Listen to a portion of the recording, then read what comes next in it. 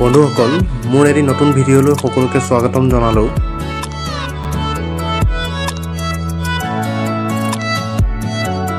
আজি গৈ আছোঁ নাৰায়ণপুৰ স্থিত গল্ডেন টেম্পললৈ।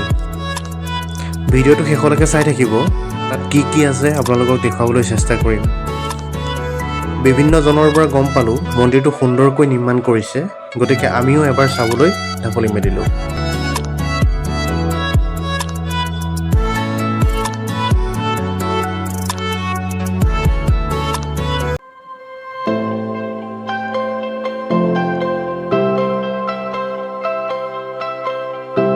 নাৰায়ণপুৰ টাউনৰ পৰা কিছু দূৰ আহি আমি উপস্থিত হ'লোঁ বুদ্ধদেৱৰ গল্ডেন টেম্পলটো।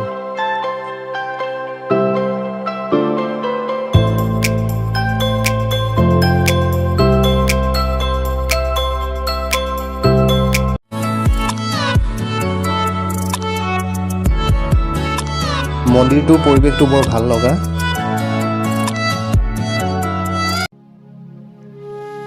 বুদ্ধদেৱক উপাসনা কৰাৰ স্থল হিচাপে এই মন্দিৰটো নিৰ্মাণ কৰিছে।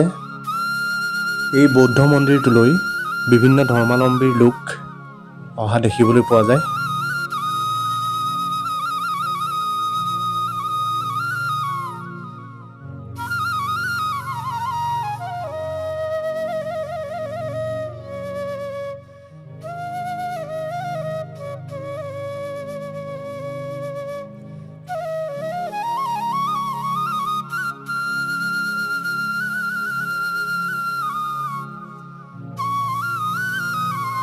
এই গল্ডেন টেম্পলটো অৰুণাচলৰ দুজন চিকিৎসক দম্পতীয়ে নিৰ্মাণ কৰিছে বুলি জানিব পাৰিলোঁ।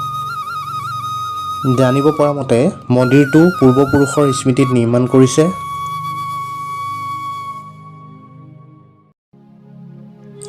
এই মন্দিৰটো সোণৰ ৰঙেৰে উজ্জীৱিত হৈ থকাৰ বাবেই গল্ডেন টেম্পল বা সোণৰ মন্দিৰ হিচাপে পৰিচিত।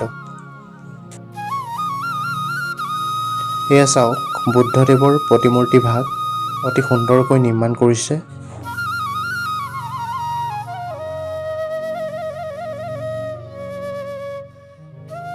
আমি এই মন্দিৰ ভাগৰ চৌপাশটো দেখি আপ্লুত হ'লোঁ। অতি সুন্দৰকৈ নিয়াৰি আৰু পৰিপাটিকৈ তেওঁলোকে এই মন্দিৰ ভাগ নিৰ্মাণ কৰিছে। আপোনালোকো চাবলৈ আহক এই মন্দিৰ ভাগ কেনেদৰে নিৰ্মাণ কৰিছে।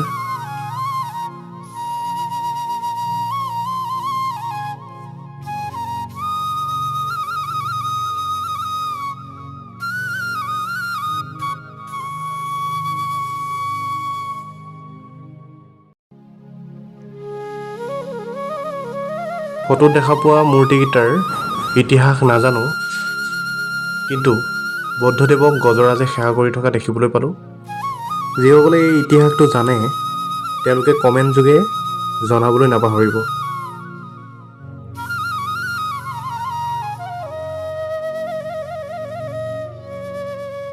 ভিডিঅ'টো শেষলৈকে চাই থকাৰ বাবে সকলোকে ধন্যবাদ জনালোঁ। আৰু যদি নতুনকৈ চেনেলটো ভিজিট কৰিছে, লাইক আৰু ছাবস্ক্ৰাইব কৰিবলৈ নাপাহৰিব। ধন্যবাদ।